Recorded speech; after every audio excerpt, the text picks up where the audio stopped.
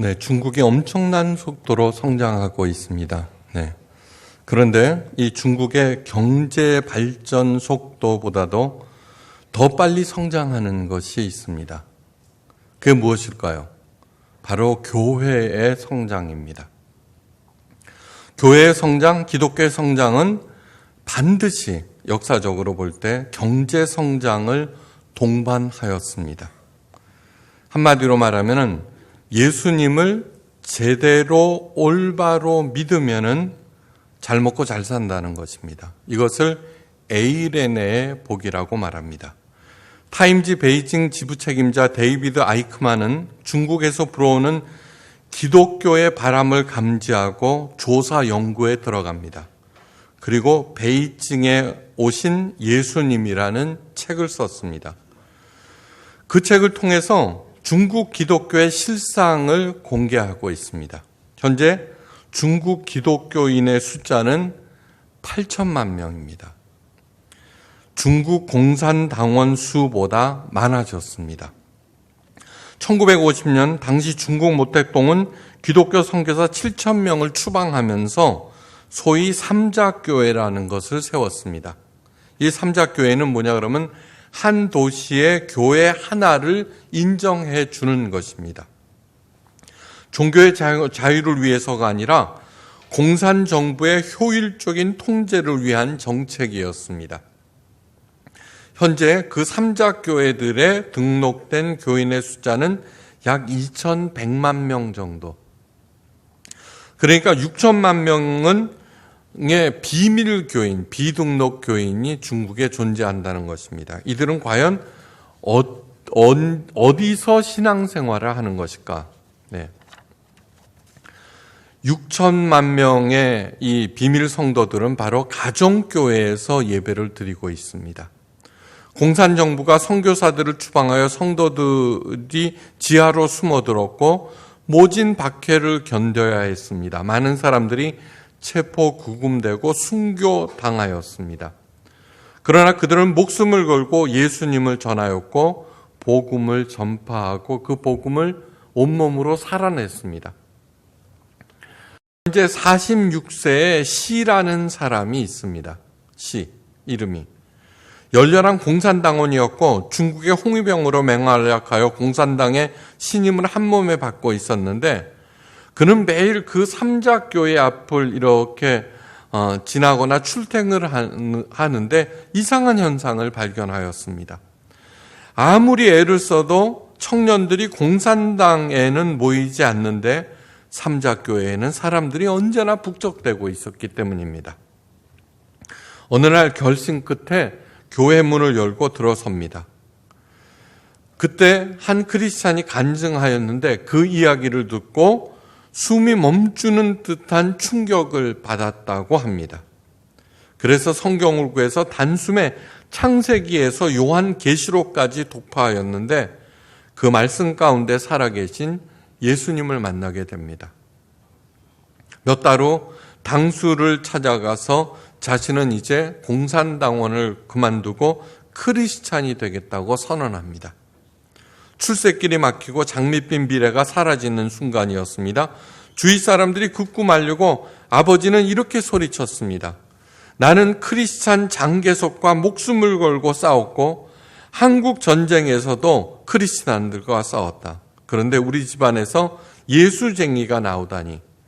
그래서 부자의 연을 완전히 아버지가 끊어버렸습니다. 하지만 성부 하나님 아버지께서 그 씨를 버릴 리가 없습니다. 10년 후 손자의 병이 기적처럼 나오면서 그 반대하던 아버지의 마음도 눈 녹듯이 녹아졌고 아버지도 열렬한 크리스찬이 되었습니다. 시 형제는 가정교회를 섬기는 리더가 되었고 현재는 자기 지역 크리스찬 26만 명을 관리하는 총책임자가 되었습니다. 그는 오늘도 경찰의 눈을 피해서 수많은 가정교회들을 관리하고 있습니다. 그의 아내도 유명한 가정교회 사역자로 활동하고 있습니다. 1950년대 모든 선교사들이 추방되고 중국에는 신학교도 성경도 가르칠 사람도 없었습니다. 그들은 선교사들이 남겨두고 간 성경책을 정말 보물처럼 소중히 생각하면서 서로 돌려보았습니다. 중국에 가서 집회하던 어떤 목사님의 간증이었습니다.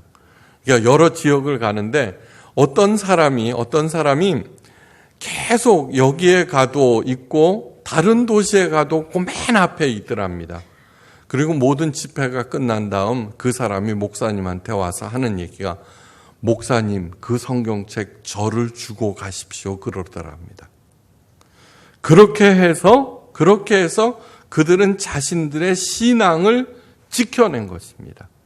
정말 성령 하나님, 그리고 목숨처럼 자기네들이 지킨 가정교회가 그들의 신앙의 토대가 된 것입니다. 베이징에 오신 예수님의 저자 데이비드 아이크만은 이렇게 말합니다. 앞으로 30년 내로 중국 인구의 20-30%가 크리스찬이 될 것입니다. 4-5. 크리스찬들이 사회 요직을 담당하고 중국은 기독교 국가가 될 것입니다. 베이징 대학 자오사오 경제학자는 이렇게 말합니다. 성실함과 개인 간의 신뢰를 강조하는 기독교 윤리는 중국에서 시장 경제 체제가 뿌리 내리도록 하는데 결정적인 역할을 하였다. 교회 내에서의 상호 신뢰. 우리들은 서로 신뢰하고 있습니까? 성경에 보면 서로 도우라, 서로 협력하라는 말이 29번에 걸쳐서 나옵니다. 사랑하는 성도 여러분, 풍성한 삶을 원하신다면 정말 예수님을 사랑하고 주의 몸된 교회를 소중히 여기셔야 합니다. 성공적인 인생을 살기 원하시면 예수님의 가르침대로 일상생활에서 살아보고, 또한 주의 몸된 교회를 예수님의 뜻에 맞게 이렇게 만들어 가야 합니다. 그것이 우리 모두의 책임입니다.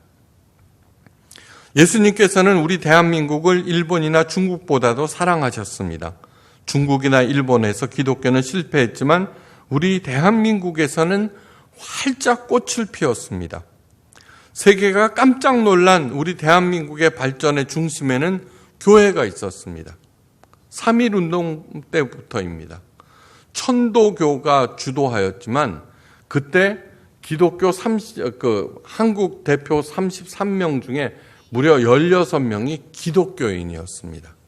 그때 기독교인의 숫자는 20만에 불과했습니다. 대다수의 국민들이 믿었던 불교에서는 한 영혼 한 분이 나옵니다.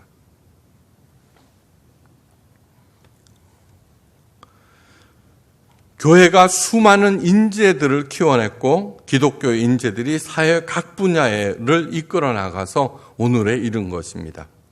그런데 불행하게도 대한민국이 정체 상태에 빠져 있습니다. 그 주요 원인들은 교회가 힘을 잃었기 때문입니다. 교회가 교회답지 못해서 사회적인 신뢰를 받지 못하고 있기 때문입니다. 교회 자체의 책임이 누구보다도 큽니다. 가장 먼저 받은 교회와 하나님의 복을 우리 모두가 소홀히 여겼기 때문입니다. 현재 중국은 교회의 소중함을 누구보다도 잘 알고 있습니다. 그야말로 나중된 자가 처음 된 자보다 앞서기 시작할 것입니다. 마음에 새기시기를 바랍니다. 교회라고 하는 것은 하나님의 은혜를 담는 유일한 그릇입니다. 유일한 그릇. 그러므로 목사를 위시해서 이 교회가 하나님의 진짜 은혜를 담을 수 있도록 모든 아끼지 말고 헌신하셔야 합니다. 교회가 얼마나 중요하고 소중하였으면 우리 예수님께서 십자가의 피를 흘리고 세우셨겠습니까? 교회를 소홀히 하는 마음은 단 하나입니다. 교회를 왜곡시키고 그 하는 마음은 내 마음이 하나님을 떠났기 때문입니다. 하나님의 마음을 떠났다라고 하는 것은 하나님보다도 더 중요한 것이 생겼다는 것입니다. 뭘까요? 돈입니다. 기복신앙은 쓰레기 중에 쓰레기입니다. 하나님이 올마이티가 가장 강력한 분임은 알고 있습니다. 근데 그 양반한테 잘 보여서 얻겠다는 것은 그분의 사랑이 아니라 돈입니다. 그게 기복신앙입니다. 성경에서는 기복신앙으로 하나님의 복을 받겠다고 하나님을 섬기는 것을 음란히 섬긴다고 하였습니다. 다시 말해서 그 남자를 사랑하지 않으면서도 그 남자의 재산이 탐나서 결혼하는 것. 음란한 것입니다. 하나님은 섬김의 대상이 아니라 사랑의 대상이라는 걸 잊지 마십시오. 하나님을 떠나서 하나님께서 만드신 세상에서 어떻게 성공할 수 있겠습니까? 솔로몬도 교회 곧 하나님의 성전의 가치를 누구보다도 잘 알았습니다. 그래서 이스라엘을 정치, 군사, 경제적으로 안정시킨 후 곧바로 하나님 성전 건축에 착수합니다. 그가 왕이 된 지 4년에 건축을 시작합니다. 당대 최고급 자재를 씁니다. 그 모든 최고급 자료 위에 모두 다 금으로 입혔다고 성경은 기록하고 있습니다. 온 전을 금으로 입히기를 마치고 내소에 속한 단의 전부를 금으로 입혔더라. 성전에서 쓰이는 모든 기구들을 최고의 장인에 의해서 금으로 최고 예술품을 만들어서 하나님께 바칩니다. 그렇게 하나님의 성전 건축에 최고의 정성을 들이는 중에 하나님께서 나타나셔서 말씀하십니다. 내가 이제 이 전을 건축하니 내가 만일 내 법도를 따르며 내 율례를 행하며 나의 모든 계명을 지켜 그대로 행하면 내가 네 아비 다윗에게 한 말을 내게 확실히 이룰 것이요 내가 또한 이스라엘 자손 가운데 거하며 내 백성 이스라엘을 버리지 아니하리라. 이 말씀의 핵심은 하나님께서 이스라엘 자손 가운데 계시며 또한 이스라엘 백성들을 버리지 아니한다는 얘기입니다. 하나님의 성전은 하나님께서 거하시기 위하여 하나님께서 지정하신, 우리 인간이 정해놓은 것이 아니라 하나님께서 지정하신 그런 장소입니다. 사실 하나님은 무소부재하신 분입니다. 온 우주 만물 가운데 거하십니다. 동시에 온 우주 만물을 품고 계십니다. 꼭 하나님의 성전 교회에만 계신 것은 아닙니다. 그러나 하나님께서는 이스라엘 백성들에게 하나님의 거할 곳을 마련하라고 명하셨습니다. 왜냐하면 우리들은 어리석고 연약하여서 눈으로 볼 수 있는 어떤 중심이 필요하기 때문입니다.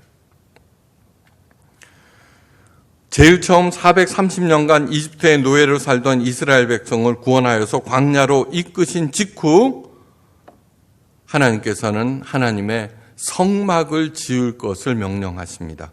출애굽기 25장 2절에서 9절 말씀. 이스라엘 자손에게 명하여 내게 예물을 가져오라 하고 무릇 즐거운 마음으로 내는 자에게서 내게 드리는 것을 너희가 받을지니라. 너희가 그들에게서 받을 예물은 이러하니 은과 금과 녹과 에봇 흉패에 물릴 보석들이니라. 내가 그들 중에 거할 성소를 너희를 지켜 나를 위하여 짓되 무릇 내가 네게 보이는 대로 장막의 시강과 그 가구의 시강을 따라 지을지니라. 모세에게 이스라엘 백성을 시켜 지으라는 하나님의 성막은 하나님 성전의 원형이고 교회의 원형입니다. 하나님의 성막은 첫째, 하나님을 위하여 지으라는 것입니다. 사람을 위하여 짓는 것이 아니라 하나님을 위하여 지으라는 것입니다. 여기에는 굉장히 깊고 깊은 뜻이 있습니다. 은혜 중에 은혜가 무엇인 줄 아십니까? 그 엄청난 하나님께서 내 안에 거하시겠다는 것입니다. 내가 잘 먹고 잘 살고 뭐 그딴 거 하나도 중요하지 않습니다. 그 엄청나신 분이 성령 하나님이 되셔서 내 중심에 계실 수 있다는 그 자체가 은혜 중에 은혜입니다. 둘째, 무릇 즐거운 마음으로 내는 자에게만 받으라는 것입니다. 억지로 내지 말라는 것입니다. 그리고 성막에 필요한 물품을 지정해 주십니다. 모두 온갖 금은 보석들 모두 고가의 물품들입니다. 자, 생각해 보십시오. 이들은 430년간 노예로 살았고 지금 막 도망쳐 나오는 길입니다. 노예들 가운데 금은 보석 그런 것들이 있을 턱이 있습니까? 근데 성경을 잘 읽어보면은 이집트 땅에 10가지 재앙이 내린 다음 이상한 일이 벌어집니다. 이스라엘 백성들이 이집트 집을 갖다가 이렇게 두드릴 때마다 이집트에 사는 사람들이 금은 보석을 내어줬다는 기록이 있습니다.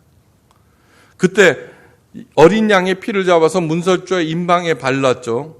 그걸 바르지 않은 모든 집안의 장자들은 죽었죠.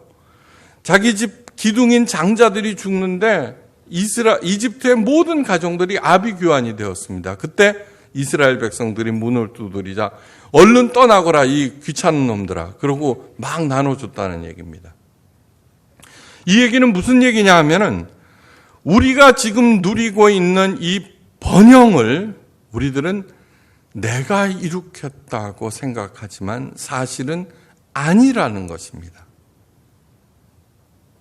깊이 생각해 보십시오. 우리가 그렇게 정직하고 그렇게 성실했고 그렇게 헌신적이었습니까? 아닙니다. 정치, 경제, 군사로 사는 것이 아니라 우리 매일매일은 하나님의 은혜로 산다는 것을 깊이 자각하는 사람만이 올바로 제대로 살 수 있습니다. 학자들은 성막의 시가를 대략 $10,000,000로 보고 있습니다. 성경에 나와 있는 성막 시가가 얼마일까? 그런데도 성막을 짓는데 모자람이 없었습니다. 모두 자원하는 사람, 즐거운 마음으로 내는 사람들이 그만큼 많았다는 것입니다. 하나님을 사랑하여서 감사하면서 오히려 하나님께 드리는 것을 조금도 아깝지 않게 생각하는 사람들이 많다는 것입니다. 건물을 짓지 않는 우리 교회, 여러분 하나님의 성막이나 하나님의 성전이나 주에 membran 교회는 바로 성도들의 신앙 상태를 읽을 수 있는 바로미터입니다. 하나님의 성전과 교회가 반들반들 윤이 나면은 그 성도들의 신앙이 반짝반짝 빛난다는 증거라고도 할 수 있습니다. 근데 우리 교회는 건물을 짓지 않습니다. 매일 와서 이거 닦을까요? 아니요, 그런 거 아닙니다. 내 마음 상태가 바로 우리 교회의 신앙 정도를 나타냅니다. 내가 하나님을 진실로 사랑하는가? 또한 내가 진짜로 하나님 믿고 있으며 예수님의 가르침대로 살아가는가? 그래서 나의 삶을 통하여서 하나님과 하나가 되고 또 하나님의 뜻을 행할 때 나는 조용하고 평안한 가운데 번영을 이루고 있는가를 보여줄 수 있어야 합니다. 바로 그것이 에이레네라고 하였습니다. 에이레네라고 하는 것은 첫째, 하나님과 하나가 되다. 둘째, 하나님과 하나가 되니까 당연히 하나님의 평강을 누립니다. 그리고 세 번째, 번영하다입니다. 여러분, 평안한 가운데 이루는 번영이 세계 최고죠, 그죠? 그거를 오직 하나님을 사랑하는데, 하나님과 하나가 될 때 이루어진다는 것을 절대로 잊지 마시기 바랍니다. 제가 3부 예배를 청년들을 위해서 시작하겠다는 것은 제가 은퇴하기 전에 청년들에게 그것을 가르쳐주고 싶기 때문입니다. 열왕기는 이스라엘 역대 왕들에 대한 기록입니다. 이들의 흥망성쇠는 하나님의 성전을 어떻게 보존하는가에 따라서 결정되었습니다. 요시야 종교개혁이라는 거 이제 열왕기에 하다 보면 나오는데 기가 막힌 일입니다. 하나님의 성전을 청소하다가 율법책을 발견합니다. 그러니까 이 얘기는 뭐냐 그러면은 그동안에 얼마나 성경책을 읽지 않고 하나님의 성전을 방치하였는가. 우리들의 성경책은 어떻습니까? 잘 읽고 계십니까? 그 아름답던 성전, 솔로몬이 온갖 정성을 들여서 지었던 하나님의 성전을 이스라엘 백성들은 돌보지 않았습니다. 그 결과 나라는 망하고 백성들은 바벨론의 포로로 붙잡혀갑니다. 하나님의 성전이 지어진 지 520년 후 하나님께서는 학개 선지자를 통하여서 다음과 같이 말씀하십니다. 이 전이 황무하였거늘 너희가 이때 판벽한 집에 거하는 것이 가하냐. 너희는 자기의 소유를 살필지어다. 너희가 많이 뿌릴지라도 수입이 적으며 먹을지라도 배부르지 못하며 마실지라도 흡족하지 못하며 입어도 따뜻하지 못하며 일꾼이 삭슬 받아도 그것을 구멍 뚫린 전대에 넣음이 되느니라. 나 만군의 여호와가 말하노니 너희는 자기의 소유를 살펴볼지어다. 너희는 산에 올라가서 나무를 가져다가 전을 다시 건축하라. 그래야면 내가 그로 인하여 기뻐하며 또 영광을 얻으리라. 학개서 1장 4절에서 8절 말씀입니다. 우리의 마음을 점검하라는 말씀입니다. 내 집은 황무하였으되 너희는 각각 자기의 집에 빨랐음이니라. 하나님의 성전, 교회는 소홀히 하면서 각각 자기의 집에 이득 챙기는 일에는 빨랐다는 얘기입니다. 훌륭한 가장은 가족들을 위해서 목숨을 겁니다. 예수님은 바로 이 교회를 위해서 십자가에서 목숨을 버리셨습니다. 제대로 된 자녀라면은 부모의 사랑과 뜻을 받들어서 열심히 그 가문을 키워나갈 것입니다. 그 결과 자녀들은 대대로 알찬 인생을 살아갑니다. 참 성도들이라고 하는 것은 하나님의 뜻을 잘 받들어서 교회를 교회답게 만들고 그 교회를 키워나가는 것입니다. 여러분, 우리 포이에마 예수교회에 대한 가치를 알고 계십니까? 몰라요? 왜 대답이 없지? 진짜로 우리 교회에 대한 가치를 안다면은, 열심히 이 교회의 가치를 여러분들이 서로 각자의 삶의 자리에서 키워나가시고 전수하시고 보존하셔야 합니다.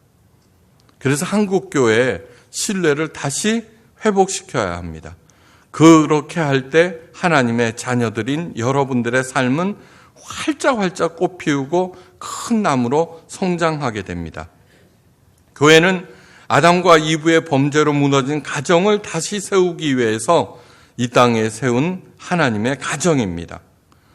교회가 살아야 가정이 살아납니다. 교회에서 저도 열심히 가르치겠습니다. 그 가르침 따라서 실제 삶에서 행동하십시오. 그러면은 자녀들이 그 부모를 따라서 자연히 잘 되게 되어 있습니다. 예수님께서 십자가의 핏값으로 교회를 사시고 우리를 신부로 삼으셨습니다. 교회는 예수 그리스도의 신부입니다. 우리 교회를 가장 아름다운 신부, 가장 행복한 신부, 가장 충실한 신부로 만드는데 힘을 모으시기를 바랍니다. 그리고 그 예수님의 가르침대로 충성스러운 신부로 살아서 예수님이 우리 신랑이랍니다. 그 양반은 모든 것을 가졌습니다. 그 양반의 모든 것들을 우리가 누리고 베풀 수 있기 위해서는 시시하게 만몬신을 섬기고 자기 이득을 챙겨서는 절대로 안 됩니다. 절대로. 신나게 배나 되는 복을 누리면서 살다가 모두 다 기쁨으로 천국에 들어가서 기쁨의 혼인잔치에 참여하시기를 주의 이름으로 축원합니다.